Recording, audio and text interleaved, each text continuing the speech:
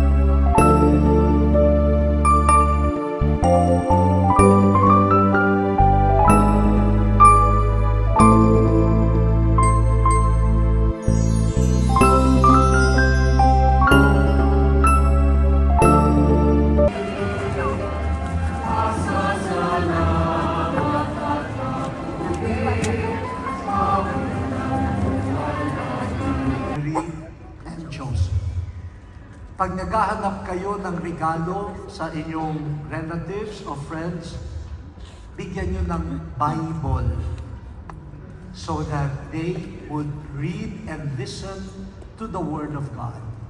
And the Bible will not grow old. Kaya next year, pwede ka nang hindi magbigay ulit ng regalo. Sabi mo, yung Bible, yung salita ng Diyos, the Word of God, is for life. So ibibigay ko sa iyo ngayon hanggang sa buhay na walang hanggan na yan. So you are giving them the preparation for whatever will come to their lives. Ano po? Yan. Father Chito, do you sell Bibles? Oh, yes, okay. So I'm sure out of stock na mamaya. Because all of you will buy Bibles. No? Give them as your gift and preparation even when we are not prepared for that. I will close this no po, with a story.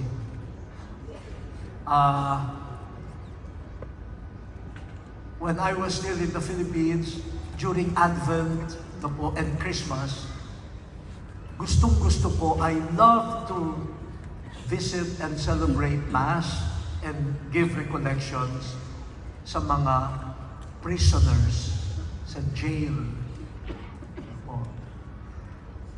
They feel far from their families. No? They feel sometimes forgotten. So, and ano po, minsan yung mga stories of real conversion to Jesus, faith, doon ko minsan nakukuha. Ano po. Minsan po, ay ilang taon na ito nakakaraan, nagmisa ako ng simbang gabi sa isang provincial jail.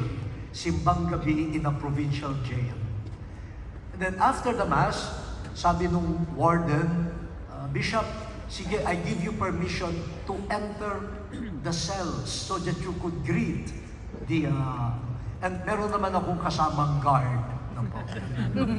So, wow, ang sikip-sikip, ang init-init. Alam nyo na. No. Yan. But they were eager. Oh, Bishop, salamat po, Bishop. Ganyan. Pwede magpa-bless, ganyan. No? So, ganyan. And then, at a certain point, I really got very, very tired. Physically and emotionally. No? Ganyan. Kaya, I told the guard, yung warden, lalabas na ako, uwi na ako. Kasi meron pa namang iba akong gagawin. So he said, yes, okay, let us go now. While we were about to leave, one of the prisoners shouted, Bishop, somebody else wants to talk with you. Meron pang gustong makipag-usap sa iyo. Sabi ko, nasaan? Medyo ano na nga ako eh. Parang wala nang sigla ko. Nasaan? Doon po, ayun, sa baba. The man was lying on his belly. They took turns kasi maliit yung selda. So when some are lying on the cot, some are standing, and some are lying on the floor. Yan, nakakaawa talaga. So I saw him lying on the floor, so I knelt before him to talk with him. Ako parang I have no more energy to make kwento-kwento pa, no? So sabi ko na lang, small talk, Merry Christmas, Merry Christmas. Paano ba ang Pasko mo dito sa preso, no? How will your Christmas be here in prison, no? How do you prepare? Anong pinaghahandaan mo? Yeah. And I asked that question because I had nothing else to say. Parang just out of the blues. But he took my question seriously. Sabi niya, alam mong Bishop, dito sa preso, maraming hindi sigurado. Hindi mo alam kailan ang susunod na hearing. Hindi mo alam kung mapapalaya ka. Hindi mo sigurado kung tatanggapin ka pa ng iyong pamilya. Maraming hindi sigurado. Pero Bishop, isang bagay lang ang sigurado.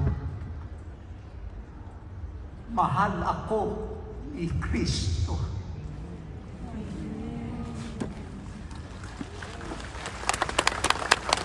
In the many uncertainties, there's only one thing sure. Jesus loves me. Mahina na ang sagot. Yes! Yan ho, yan ha.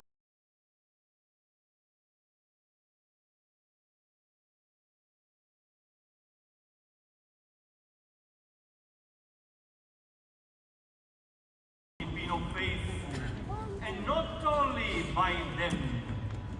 We all appreciate your ability to speak about Jesus, the heart of every man and woman, with simplicity and depth. We all feel your spiritual guidance, your fatherly love, full of sweetness and wisdom, so precious. As a pro-prefect of the Dicastery for Evangelization, section for First Evangelization, and new churches, you are for all of us an essential point of reference and to celebrate this Holy Mass in preparation for Holy Christmas. And I also thank cordially His Excellency Archbishop Christoph El Cassis, Apostolic Nuncio to the United Arab Emirates and Yemen, for joining us this evening in prayer.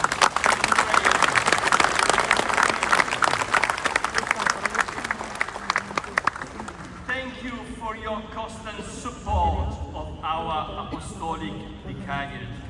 And finally, I greet so cordially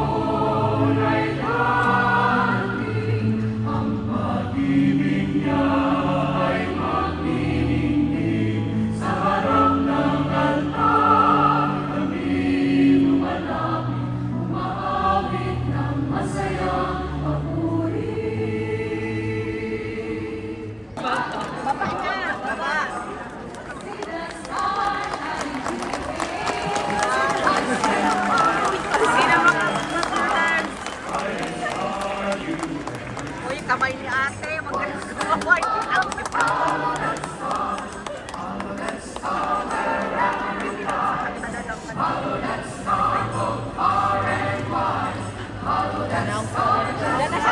Diyan na siya dadaan. Ayan, dito dadaan.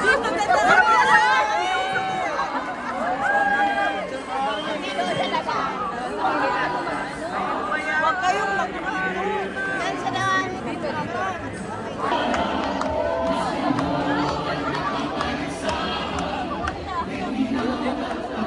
Dadaan dito, di ba?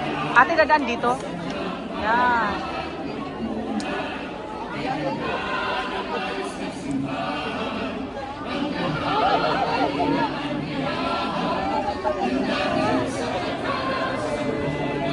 Hello! Hello! Merry Christmas!